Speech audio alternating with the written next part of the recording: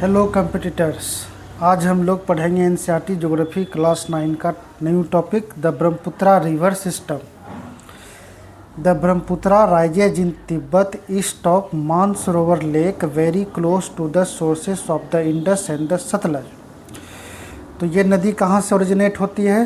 ठीक वही point Mansarovar lake के पास से इंडस रिवर भी निकलती है, सतलज भी निकलती है, और उसी मानसरोवर लेक के ईस्ट से के पास से ही ईस्ट की ओर से ब्रह्मपुत्रा रिवर भी निकलती है। It is slightly longer than the Indus and most of its course lies outside India.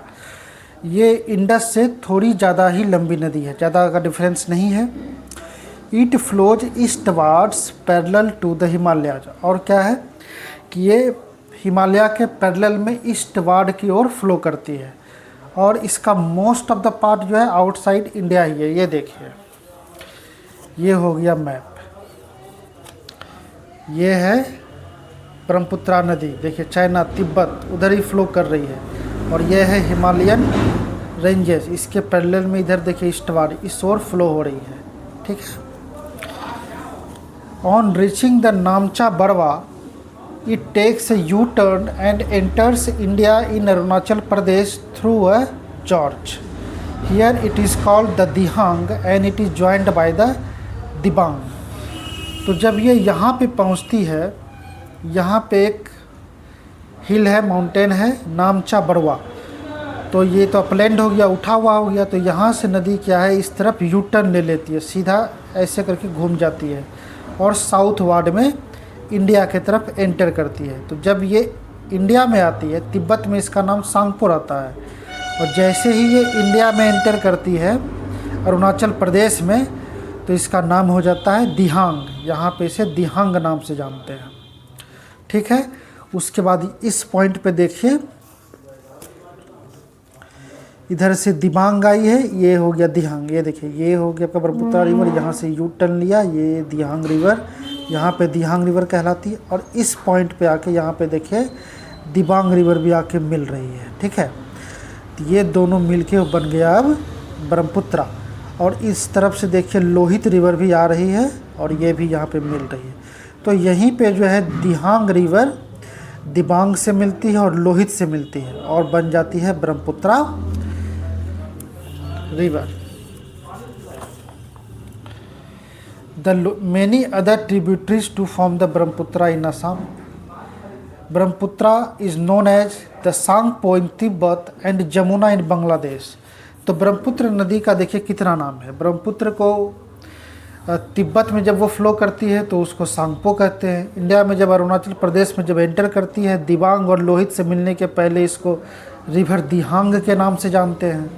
फिर जब ये दिबांग और लोहित से मिल जाती है तो ये हो जाती है ब्रह्मपुत्रा नदी।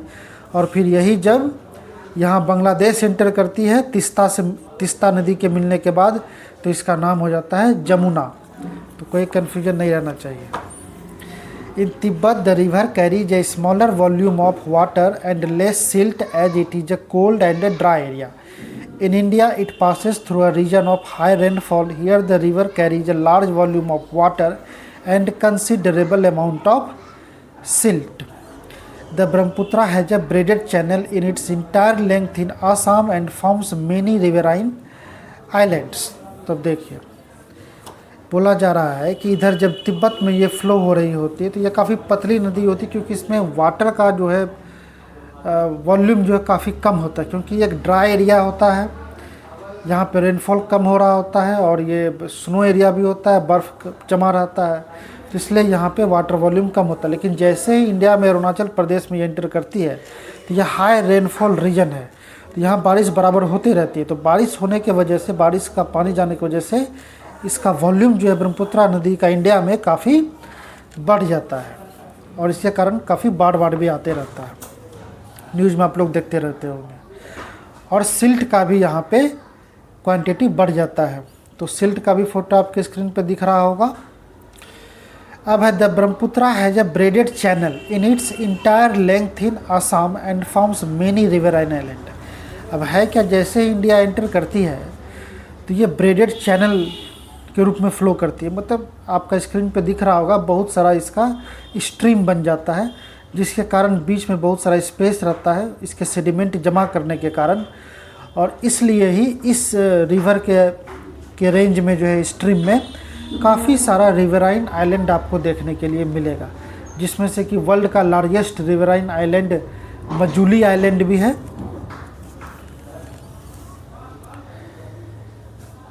Every year during the rainy season, the river overflows its banks, causing widespread devastation due to floods in Assam and Bangladesh. तो बारिश के मौसम में जब बहुत ज़्यादा बारिश होती है तो इसमें वाटर का वॉल्यूम बहुत ज़्यादा बढ़ जाता है, जिसकी वजह से आसाम के एरिया में, इसके आसपास में दोनों साइड राइट और लेफ़्ट में, और इधर बांग्लादेश में भी इसकी वजह से काफ़ी भयानक बाढ़ आ जाती है। तो ब्रह्मपुत्रा रिवर में एनसीईआरटी में इतना ही है। मैंने एक नोट्स बनाया हुआ है बिहार बोर्ड का एससीईआरटी को पढ़ के भी, तो जो हिंदी मीडियम में है उसको भी मैं शेयर कर देता हूँ कि देखिए उसमें क्या एक्स्ट्रा डिटेल वगैरह दिया हुआ है। ब्रह्मपुत्र नदी, तिब्बत में इसका नाम सांगपो, बांग्लादेश में इसका नाम जमुना, इंडिया में नाम ब्रह्मपुत्र और दिहांग। दिहांग किस राज्य में? अरुणाचल प्रदेश में। उत्पत्ति कहाँ है? तो मानसरोवर झील के पास, तिब्बत में। लंबाई इसका कितना है? लेंथ ब्रह्मपुत्रा नदी का 2900 किलोमीटर, 2900 किलोमीटर, लेकिन इसका ज़्यादातर पार्ट जो है इंडिया के बाहर ही है, और सिर्फ आसाम में, आसाम वैली में इसका लेंथ है 750 किलोमीटर। नामचा बरवा शिखर के पास यू टर्न लेती है, भारत के अरुणाचल प्रदेश में प्रवेश करती है। यहाँ इसे दिहांग के नाम से जानते हैं। 90 degree turn to southward at Dhubri. उसके बाद ये धुबरी जो है यहाँ पे तीस्ता नदी के मिलने के पहले ये देखिए धुबरी, नेशनल वाटरवे 2 का लास्ट पॉइंट धुबरी। यहीं पे ये साउथ वार्ड में टर्न ले लेती है, यू टर्न, फिर ये साउथ में यहाँ पे फ्लो करने लगती है बांग्लादेश में, फिर जाकर बंगाल में मिल जाती है। Jamuna called in Bangladesh after river Teesta, right tributary joins it. River Teesta जब इसमें मिलती है उसके बाद इसका नाम बांग्लादेश में हो जाता है जमुना। ये सब पहले बता दिए हैं। उसके बाद दक्षिण से आकर आसाम के पास मिलने वाली नदियाँ, लेफ्ट साइड, तो इसका लेफ्ट साइड ट्रिब्यूटरी कौन कौन है? बूढ़ी दिहांग है, दिसांग है, लोहित है, केनुला है, धनसरी है। अब लेफ्ट साइड, गंगा नदी का लेफ्ट साइड किधर था? गंगा नदी इस तरफ फ्लो हो रही थी, तो उसका राइट इधर हो गया, लेफ्ट उधर था। लेकिन ये ब्रह्मपुत्रा नदी जो है ये इस साइड फ्लो कर रही है, मतलब वेस्ट के डायरेक्शन में, तो इसका राइट इधर हो गया और लेफ़्ट इधर हो गया, मतलब इसका नॉर्थ राइट हो गया और साउथ लेफ़्ट हो गया। तो देखते हैं कौन कौन सी नदी इसमें जाके मिल रही है। एक कलंग रिवर है, कलंग और जमुना यहाँ पे मिल जाती है, ये भी जाके मिल जाती है ब्रह्मपुत्रा में साउथ से, मतलब कि इसका लेफ़्ट ट्रिब्यूटरी है कलंग रिवर। उसके बाद आप यहाँ पे देख सकते हैं इसका लोहित रिवर जो है ये भी इसका लेफ़्ट ट्रिब्यूटरी है, और दिसांग एक रिवर है यहाँ पे देख लीजिए, मजूली आइलैंड के पहले ठीक यहीं पे दिसांग रिवर ही जाके मिलती है, और वहीं पे एक मजूली आइलैंड जो बनती थी। ये दिसांग रिवर भी क्या हो गया? इसका लेफ़्ट ट्रिब्यूटरी हो गया, मतलब साउदर्न ट्रिब्यूटरी, ठीक है। और ये देखिए तिनसुकिया जो है लोहित और दिसांग के बीच में तिनसुकिया है, और यहाँ पे देखिए डिब्रूगढ़ है, ठीक है। इस तरह से आपको याद करना है। पूछा जाएगा कि मजूली आइलैंड जहाँ पे बना हुआ है उसके आसपास में कौन कौन सी रिवर इसमें आके ट्रिब्यूट करती है, तो एक तो दिसांग हो गया लेफ़्ट साइड से, राइट साइड से देखिए यहाँ से एक सुबनसिरी रिवर भी आ रही है इधर से। ये कौन सी है? सुबनसिरी रिवर। सुबनसिरी रिवर भी एक एंटीसीडेंट रिवर है। एंटीसीडेंट रिवर क्या होता है ये मैंने अपने शॉर्ट्स में बताया हुआ है, आप वहाँ जाके देख सकते हैं। तो ये हो गया सुबनसिरी। अब देखिए उत्तर हिमालय से आकर मिलने वाली सहायक नदी, मतलब राइट साइड नॉर्थ की तरफ से कौन कौन सी नदी आके मिलती है ब्रह्मपुत्रा में, तो सुबनसिरी है, कामेंग है, अभी देखिए सुबनसिरी बताए थे, कामेंग है, मानस है, तिस्ता है। तो देखिए सुबनसिरी तो ये अभी जस्ट बताए ही हम, ये हो गई सुबनसिरी। सुबनसिरी में ही कमला नदी भी आके यहाँ पे मिलती है। उसके बाद सुबनसिरी यहाँ ब्रह्मपुत्रा में आके मिल जाती है मजूली आइलैंड के पास में, ठीक है। और ये सियोम नदी भी यहाँ पे है, सियोम नदी भी आके सुबनसिरी में मिलती है। सॉरी, सियोम तो पहले ही दिहांग में ही मिल जाती है यहाँ पे, ठीक है। तो सियोम नदी भी किसकी ट्रिब्यूटरी है? ब्रह्मपुत्रा की। किधर, लेफ्ट या राइट? तो राइट साइड। उसके बाद आप आ जाइए, यहाँ पे आप देखेंगे कि कमलेंग दिख रहा है, ये कमलेंग है, ठीक है। तो ये कमलेंग रिवर देखिए यहाँ पे तेजपुर के पास में आके असम में मिली है ब्रह्मपुत्रा नदी से, ठीक है, कमलेंग हो गया। अब ये देखिए मानस नेशनल पार्क, ये हो गया मानस रिवर, यहाँ पे भूटान के तरफ से आके यहाँ पे मिल रही है धुबरी के जस्ट पहले यहाँ पे। उसके बाद यहाँ देखिए ये तीस्ता रिवर है जो इधर दार्जिलिंग के तरफ से आई है, तीस्ता रिवर, और यहाँ पे ये मिल रही है, ठीक है। एक और नदी है यहाँ पे देखिए कालीजन, कालीजन भी यहाँ पे आके मिली, ये सब बांग्लादेश में मिल रही है, लेकिन इंडिया में कौन कौन मिल रही है, राइट साइड से मानस है, ये कमेंग हो गया, सुबनसिरी हो गया, सियोम हो गया, कमला तो सुबनसिरी में ही मिली हुई है। आसाम में इस नदी में जल और सिल्ट की मात्रा बढ़ जाती है। तो ये था बिहार बोर्ड के एससीईआरटी में दिया हुआ, ये मैंने आपको एक्स्ट्रा बताया है ताकि एनसीईआरटी और एससीईआरटी साथ में ही हो जाए, अलग अलग टाइम नहीं देना पड़े। अब देखिए एससीईआरटी में ही सब नदी के बारे में अलग अलग से दिया हुआ है। तो यमुना नदी के बारे में तो कल बात किए हैं हम लोग पिछले क्लास में, लेकिन एक बार फिर से देख लेते हैं कि एससीईआरटी में क्या दिया हुआ है। लॉन्गेस्ट ट्रिब्यूटरी ऑफ गंगा, ठीक है, गंगा की सबसे बड़ी ट्रिब्यूटरी रिवर कौन है, सहायक नदी यमुना नदी है। यमुनोत्री से निकलती है, बंदरपुंछ एक रेंज है वहीं से यमुनोत्री के पास। लेंथ कितना है, कितनी लंबी नदी है यमुना, 1375 किलोमीटर, 1375। प्रयागराज पुराना नाम इलाहाबाद, उत्तर प्रदेश में गंगा में आके मिल जाती है। सहायक नदी हो गई चंबल, बेतवा, केन, और इसकी यमुना नदी की सबसे बड़ी सहायक नदी चंबल, कल भी बताए थे। अब चंबल नदी कहाँ से निकलती है, तो ये मालवा प्लेट्यू मध्य प्रदेश में महाव से निकलती है, और नॉर्थवार्ड मतलब उत्तर की तरफ ये कोटा से होते हुए गांधी सागर डैम होते हुए जाके मिलती है। Famous for badland topography.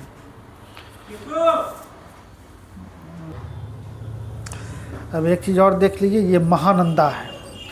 Mahananda river के बारे में एससीईआरटी में दिया है, rises in Darjeeling hills, Darjeeling hills से निकलती है, और it is the last left bank tributary of Ganga in West Bengal.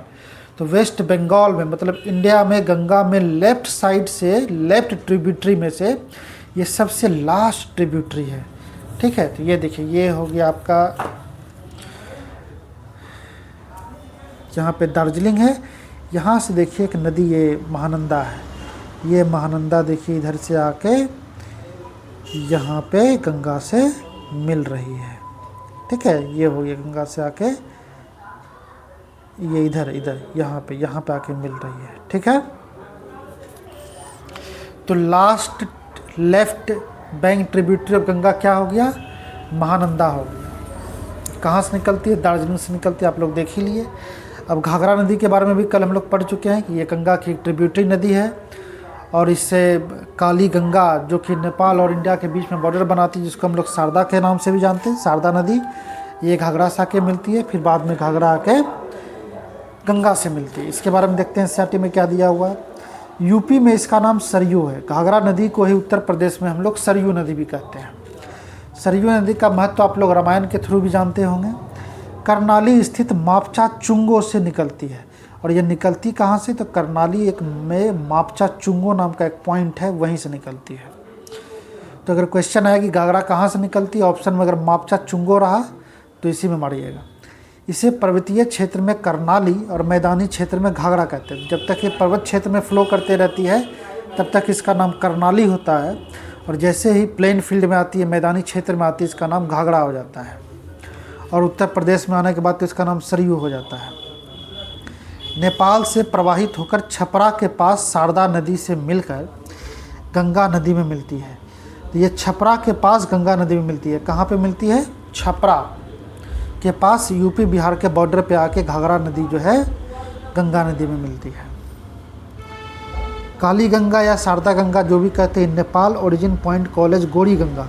तो ये शारदा मतलब कि काली गंगा जो है, जो गंगा घाघरा नदी से मिलती है, इसका ओरिजिन पॉइंट कहाँ है, तो गोरी गंगा से निकल कर आके काली गंगा जो है, जिसको शारदा नदी भी कहते हैं, ये घाघरा से मिल जाती है। और किस जगह घाघरा से मिलती है ये मैंने पिछले क्लास में बताया हुआ है, आप जाके वहाँ पे देख सकते हैं।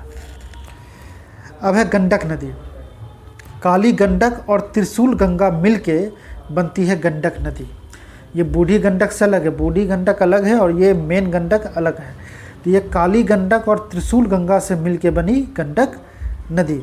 हिमालय से निकलकर नेपाल होते हुए बिहार के चंपारण में प्रवेश। तो ये हिमालय से निकलकर नेपाल से होते हुए बिहार में आती है। तो बिहार में किस जिला में सबसे पहले एंटर करती है? तो चंपारण में करती है, ठीक है। और पटना के पास सोनपुर के पास आके ये गंगा नदी से मिल जाती है, जहाँ पे वर्ल्ड फेमस सोनपुर मेला लगता है। अब एससीईआरटी में कोसी नदी के बारे में दिया हुआ है कि इसकी लंबाई 230 किलोमीटर है। ये भी एक एंटीसीडेंट रिवर है, मतलब पूर्ववर्ती नदी है। हिमालय के गोसाई थान से निकलकर नेपाल होते हुए बिहार के सुपौल में प्रवेश। तो ये कोसी नदी कहाँ से निकलती है? हिमालय के गोसाई थान से। कहाँ से? गोसाई थान से। और बिहार में किस जिला में ये एंटर करती है सबसे पहले? तो सुपौल में, ठीक है। शुरुआत में इसकी मुख्य धारा को अरुण कहते हैं। शुरुआत में कोसी नदी जो है ये किस नाम से जानी जाती है? अरुण के नाम से। उसके बाद जब इसमें वेस्ट से आके सन कोसी मिलती है, ईस्ट से आके तमुर कोसी मिलती है, और जो खुद जो गोसाई थान से जो आ रही होती है जिसको हम लोग अरुण कहते हैं, ये तीनों को मिला के ये बन जाती है सप्तकोसी। इसका नाम हो जाता है सप्तकोसी। तो कोसी कहे या सप्तकोसी कहे, कंफ्यूज नहीं करना है। अब इसकी सहायक नदी कौन कौन सी है? किसकी? कोसी नदी की। मिलाची, भोटिया, सप्तकोसी, तांबा, लिखू, दूध, तंबूर, ये सब इसकी सहायक नदी है।